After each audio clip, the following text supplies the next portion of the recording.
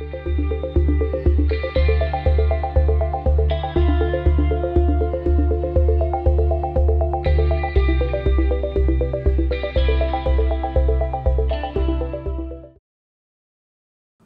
this is Zach with Warner Wound, and today I'll be taking a look at the Nomos Zürich Worldtimer Topper Edition.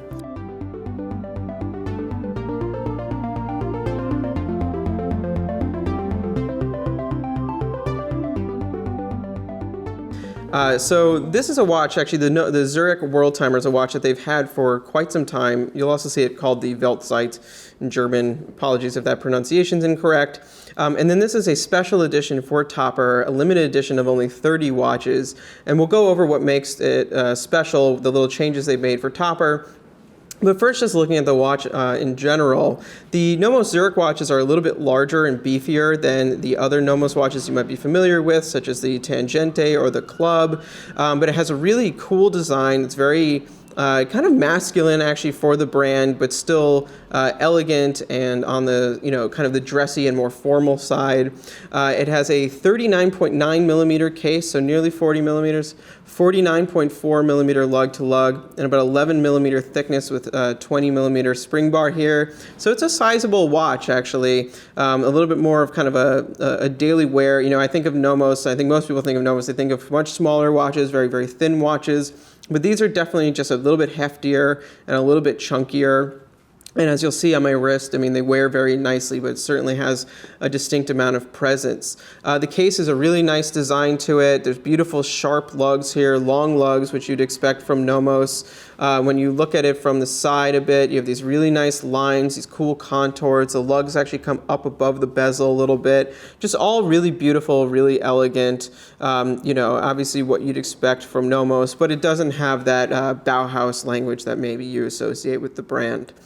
Looking now at the dial, though, this is really where this watch is completely unique and a real, this watch is it's super popular. It's super loved by everyone. I feel like for a lot of people, this is the Nomos to get.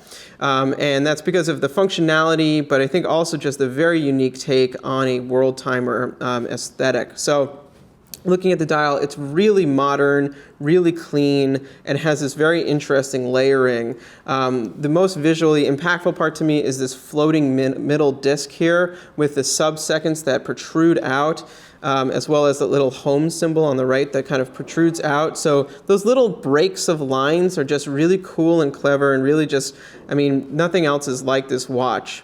Then you have this whole sunken area in here, in which you'll see the 24 cities for 24 time zones, as well as a disc here at 3 for the home time functionality. And then lastly, an outer chapter ring, which acts as your just primary index. So a lot going on, but all very subdued, very tamed. Even though there's a city ring here, and a lot of Worldtimers get really, really busy by sinking it down a level. Your eyes kind of can quickly read the higher levels first and kind of descend in like order of operation. So you'll read the main time, then maybe you'll read the home time, then you'll look at the city. Chances are you'll know what city it's set to in advance because that would coordinate with your home time, so that's where you're coming from, whereas the main time is where you are. But either way, just all that information there, but not overwhelming. So this is where we can start to see some of the Topper Edition special changes to it. So the normal version comes in white or blue. This is obviously white, but what you might not be able to see quite from a still shot is that it is a lacquer dial. So it's gloss and has this beautiful finish to it. It's a very soft finish. It's like the white is a little bit warm, not totally cold or crisp. There's even, I even feel like I'm seeing a little bit of like a yellow in there. And then there's a little bit of a softness to the edge all around from that lacquer buildup. It's absolutely beautiful. I think it was a really great decision for a subtle way to kind of make this special for them. It's unfortunate there's only 30 of these out there because, I think this is a watch that would really tempt a lot of people. And then on top of that, they went with the blued hands, which I think is a really fantastic decision. Also, blue steel hands, always beautiful. On top of the gloss white, they just jump off. They're really high legibility, and they just add to that overall kind of luxurious feel of that level, like that light level of gloss. As you move the watch around, you'll see the hands go from black to blue. You'll see the reflections on the dial kind of pick up. Just all really I mean, just elegant and gorgeous. Lastly, here at this time zone for the Pacific, you'll see Burlingame, which is where Topper Jewelers is. It also is meant to kind of represent the fact that with these 30 watches, there's a donation being made to the Burlingame Parks and Rec of, I believe, $200 a watch. So, you know, that's just giving back a little bit. But so that's a subtle nod to them. Certainly, if you're from that area, I think that's going to appeal to you. As a New Yorker, if nobody told me about that, I probably just would have thought that's a city's name that I just didn't know.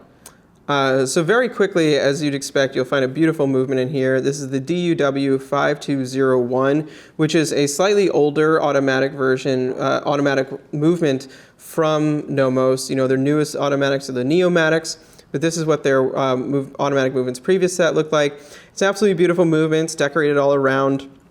It is larger than the Neomatic, thicker, so that is why they developed that movement. And then obviously this one has a Worldtimer module on it, although that is not something that is visible here. It's, I believe, 26 jewels, and it does feature their in-house escapement as well. But yeah, you know, turning this watch over is absolutely a delight. On the wrist, the Worldtimer wears really well, but it's definitely much larger than the Nomoses that, you know, I am used to. Specifically, I have one of the 36 millimeter manual wound clubs in my collection, which wears very small, very thin, more like a vintage watch. And this feels like a thoroughly modern watch. And frankly, the aesthetic of it, also thoroughly modern, contemporary. There's really nothing about this that feels like, it's coming from a past. And it's it's very appealing. It's a really nice size, though it is definitely large. I mean, 40 millimeters for kind of a casual watch, I think is, about the max size I'd personally want for it. This is also a lot of dial, but because the dial has so much complexity going on, I think it really works at this size. And yeah, just, overall very appealing. There's something really kind of strong and actually pretty masculine about this that I really like. The use of that lacquer white is so beautiful on the wrist. Here I have like a dark kind of gray black shirt on, and it really just pops off the black shell cordovan strap you have here. Just really crisp and clean. While looking at it on the wrist too, it's also cool just to go over quickly the Worldtimer function. So right now, as I said, this is set to New York.